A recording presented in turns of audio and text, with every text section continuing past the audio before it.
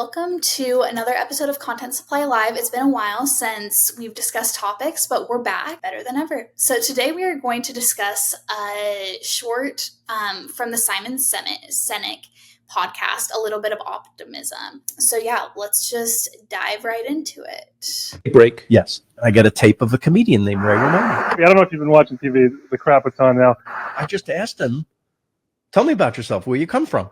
And he just said, I got twin boys and an older daughter. My family lives close by, and they're always bothering me. My brother is older, and he's a police sergeant, and he lives with them. He's divorced. He's jealous of me. He saw an award that I won for stand-up, and he said, never ends for Raymond. Everybody loves Raymond. I thought that's a good place to start. The lesson is, the more specific you get, not just in writing, but in everything in life, the more specific you get, the more universal it becomes. The more people you hit, because we all deal in specificities. Yeah. So even if there's a crazy thing about you that is not something I do, I'm going to relate to it because I do a crazy thing too. We try and make things general to have mass appeal. Always fails because people can find no relevance of themselves. It's weak. It's weak. And so the specificity is a Trojan horse that allows somebody to find their specificity. What is general and relatable are the feelings that go along with the stories. Exactly. The hook is the specific. Genius.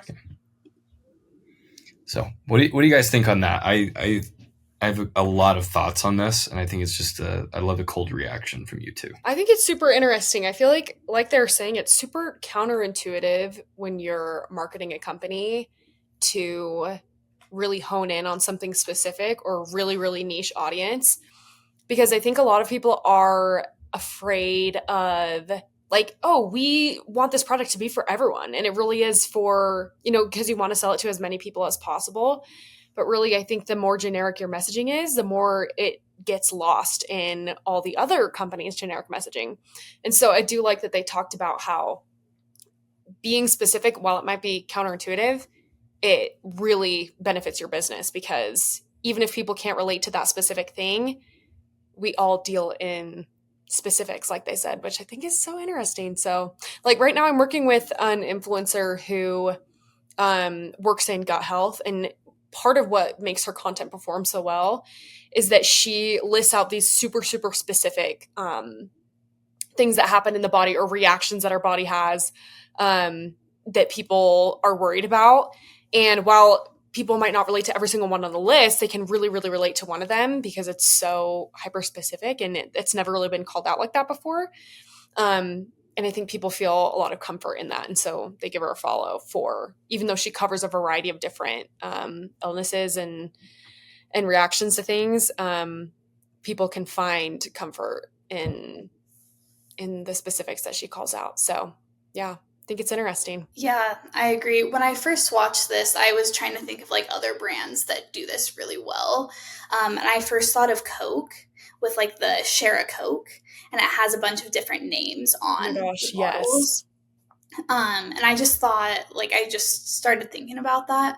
And for me, my name's Justine. It's not a very common name. I'm never going to find my name on a Coke bottle or a keychain or anything ever. But still, I know people with the names that are on those Coke bottles. So even though I'm not buying it to say oh, this bottle has my name on it, I can buy it and give it to someone else that I know with that name. Or I can be oh, I know someone with this name, so I'm going to buy this one instead of this one. But yeah, I feel like it's kind of the same thing. Even though he's talking about coming up with an idea for Everyone Loves Raymond, so a TV show. But yeah, what are your thoughts on this, Brennan? Yeah, well, the reason why this got me thinking about it is it came from when I was doing a show this last weekend, and I was trying to be oh man, how do you stand out in such a saturated market when everybody and their dog plays in these different bands and everybody's got the same exact thing? And it was this kind of lightning rod perspective. It's just the more specific you get, instead of saying hey, I'm a B2B SaaS product. It's everybody and their dog, that's about the same thing as saying you're an indie band in Provo, Utah. Everybody and their dog does the same crap. So it's what about it that makes you interesting? You're segmenting down, being hyper specific. And then what that does is it opens up the riches are in the niches, right? You guys heard that phrase? Familiar with that? Not. You ever heard that before? Okay. The riches are in the niches. And this is tough from our type of business. It kind of it applies in some ways and doesn't in others because we're very much a generalist agency.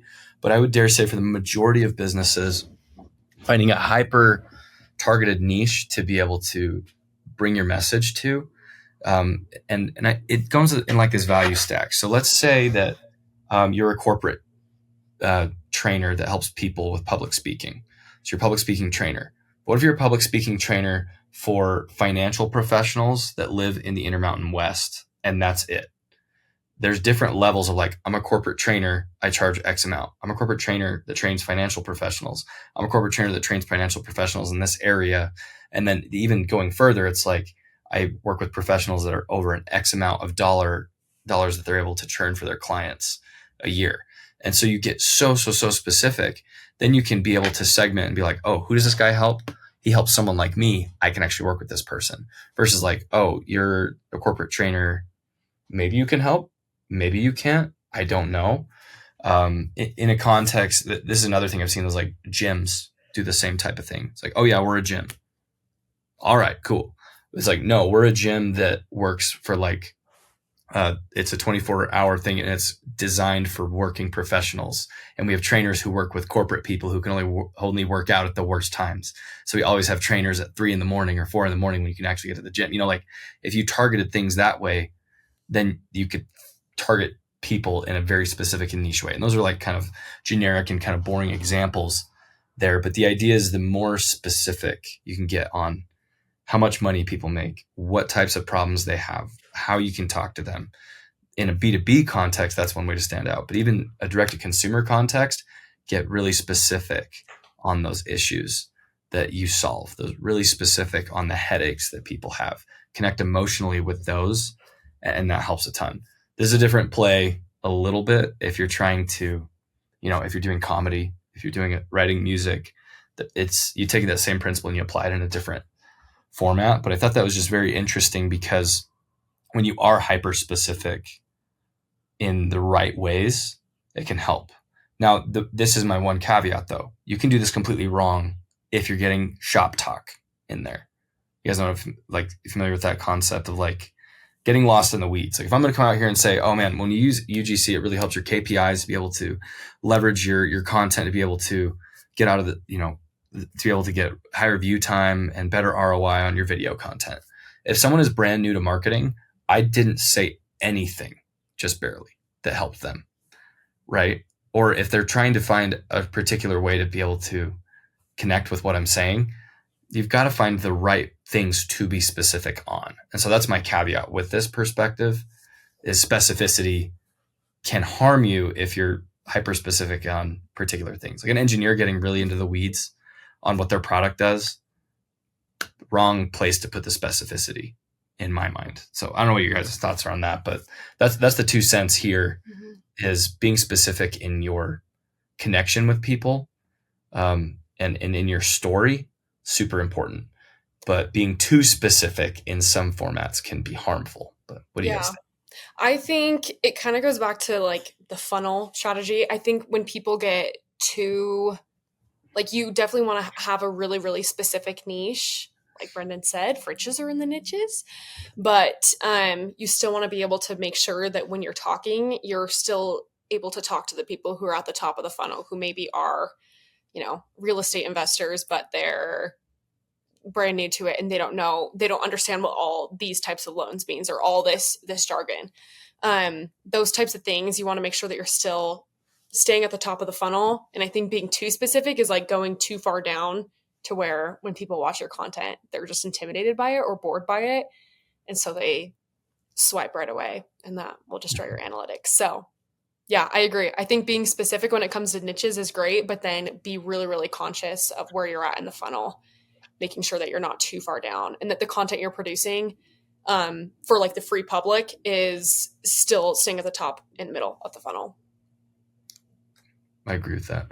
Yeah. The farther down in the funnel, you make different types of content for each moment, right? Mm-hmm. Like you've got LinkedIn posts up here, free stuff. You've got your really, really basic YouTube videos for those generics. But when you really get in the specifics and the riches are in the niches, like we're saying, those are like your long form YouTube videos where people can actually like dive in and learn and see, oh, okay, like I have this question.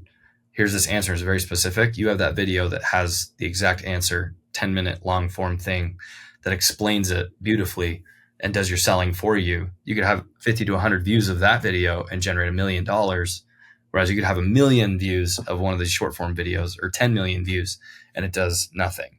So there's also a benefit as on a YouTube and content strategy if you're positioning that specificity in the right places there as well. But anyway, that's my 2 cents. I thought it was just really great stuff with what Simon Sinek's saying there. From a content production perspective and storytelling for marketers, it's important to find how are we looking to the specificity of our story and where can we be more specific where it's relevant. Yeah, I love that. All right, well, that is the end of our episode today. Let us know what your thoughts are in the comments below. And also let us know what you want us to talk about. If you have any questions about marketing or just want us to dive in on a specific topic, let us know and we will get to it on a future episode. We will talk to you next time. Bye.